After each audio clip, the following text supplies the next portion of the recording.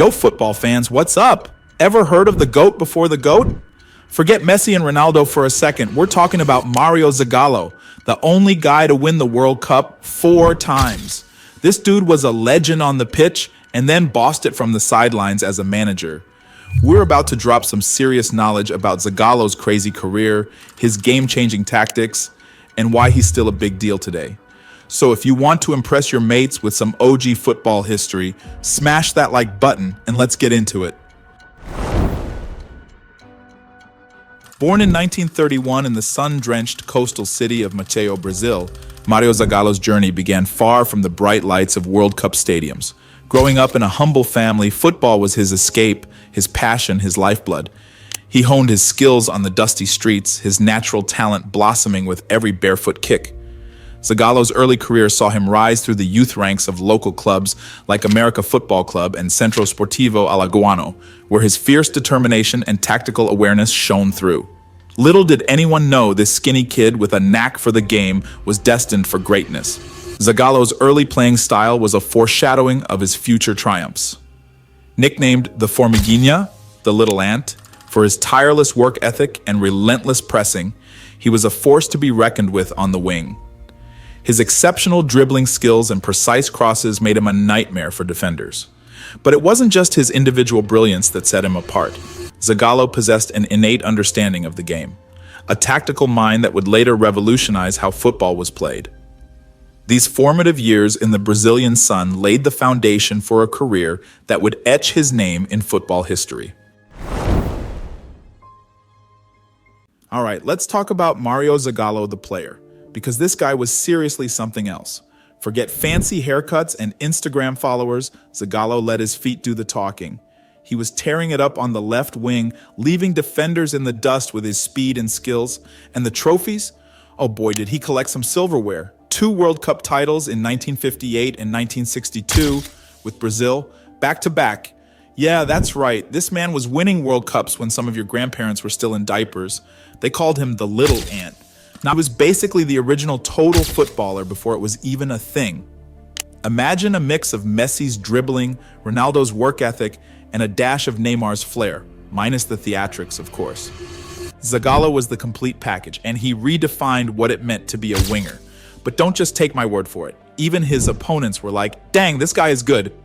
Djalma Santos, the legendary Brazilian right-back, once said Zagallo was like having another coach on the field. Can you imagine trying to defend against this guy while he's also basically outsmarting your manager? No wonder they won so much.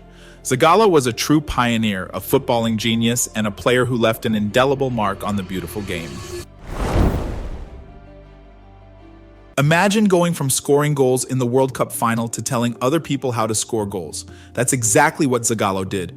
Most guys hang up their boots and chill, but not Zagallo. He traded his jersey for a tracksuit and became a coach. It was a bold move, almost unheard of at the time for a player of his stature. People thought he was crazy, but Zagallo had a vision, a burning desire to shape the future of football from the sidelines. But let's be real, being a legendary player doesn't automatically make you a great coach.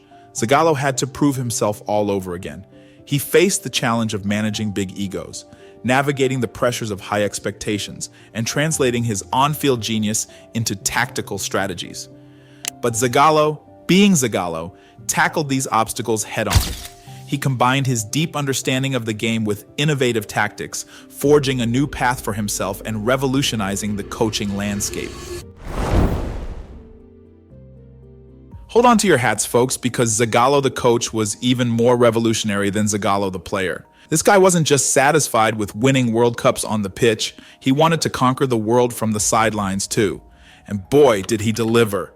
Taking the reins of the Brazilian national team in 1970, he led them to a World Cup triumph that is still considered one of the greatest displays of football ever seen. Talk about a boss move, but Zagallo wasn't just about winning, he was about winning with style. He introduced innovative tactics and formations that blew everyone's mind. Forget rigid systems, Zagallo unleashed the Jogo Bonito with a 4-2-4 and 4-3-3 formation that emphasized fluid movement, attacking flair, and relentless pressure. He basically gave his players the freedom to express themselves, and with legends like Pelé, Jairzinho, Rivellino, and Tostão at his disposal, the results were explosive. Opposing teams didn't stand a chance against this samba symphony orchestrated by the mastermind himself. Undeniably, Zagallo left an indelible mark on football tactics. His remarkable achievement of winning the World Cup twice as a player in 1958 and 1962, and then repeating the feat twice more as a coach in 1970 and 1994, stands as a testament to his unparalleled brilliance and influence on the game. Zagallo graced the world's biggest stage, participating in 7 World Cups and reaching the finals 5 times. A true visionary and pioneer, he paved the way for future generations of coaches. His emphasis on attacking football, maintaining possession, and tactical flexibility continues to shape the modern game. Managerial giants such as Pep Guardiola, José Mourinho, Carlo Ancelotti, and Mikel Arteta, among many others, owe their success to Zagallo's groundbreaking approach. He was not merely a coach, he was a revolutionary who transformed the beautiful game forever. Think Zagallo's story ends with the 1970 World Cup? Think again. This legend wasn't just a one-hit wonder. He continued to contribute to Brazilian football for decades, taking on various roles with the national team, including assistant coach in the 1994 World Cup winning campaign. He even led Brazil to another World Cup final in 1998. He also served as an assistant coach during their 2002 World Cup triumph. Talk about staying power. Zagallo was like the wise old sage of Brazilian football, always there to lend his expertise and experience. Even when he stepped back from the front lines, Zagallo remained a guiding force. He became a trusted advisor and mentor, sharing his wisdom with younger generations of players and coaches. He was the ultimate football guru, the go-to guy for advice, inspiration, and a healthy dose of that Zagallo magic. His legacy extended far beyond trophies and titles. He nurtured talent, shaped careers, and ensured that the spirit of Brazilian football continued to thrive. Zagallo's impact wasn't just confined to Brazil. This guy was a global icon. He basically put Brazilian football on the map, showcasing the beautiful game with a flair and style that captivated the world. Think of him as the original ambassador for Joga Bonito. He showed everyone how football should be played, and the footballing world took notice, showering him with awards and recognition. FIFA named him one of the greatest living footballers in 2004. That's like getting knighted by the football gods. But the real testament to Zagallo's legacy is the respect and admiration he earned from players and coaches worldwide. These guys weren't just praising his trophies, they were recognizing his genius, his influence on the game. Legends like Pelé and Zico sing his praises, crediting him for shaping their careers and inspiring their love for the game. Even modern-day superstars like Neymar and Pep Guardiola have sung his praises, acknowledging the impact of his teachings and philosophy.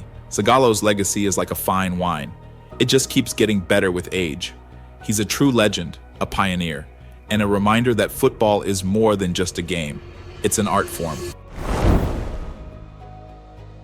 Okay, now you might be thinking, cool story, bro, but why should I care about some old school football dude? Well, my friend, Zagallo's legacy is more relevant than ever. His emphasis on attacking football, fluid formations, and player freedom, that's basically the blueprint for modern teams like Manchester City and Liverpool. He was playing tiki-taka before it even had a name. Coaches today still study his tactics and philosophies, hoping to unlock the secrets of his success. So, yeah, even if you're all about Haaland and Mbappe, you gotta respect the OG who paved the way. Learning about Zagallo is like unlocking a secret level in football history. It deepens your appreciation for the beautiful game, showing you how it's evolved and where those brilliant tactics originated.